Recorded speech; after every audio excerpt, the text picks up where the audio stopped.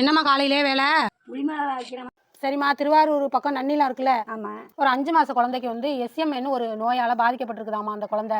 என்ன நோய்? எஸ்எம்ஏனாமா மூளைக்கும் தசைக்கும் போகிற நரம்புல வந்து சிதைவு ஏற்படுறதுனால அந்த தசை சிதைவு நோய் ஏற்படுமா. அது வந்து மரபணு பிரச்சனை அப்படின்னு சொல்லுவாங்க. அதுக்கு வந்து 16 கோடியா ஒரு ஊசி போட்டால் அந்த குழந்தைய காந்து பண்ணிடலான்னு அவங்க அம்மா அப்பா சோசியல் மீடியாவில் ஹெல்ப் கேட்டிருக்காங்க.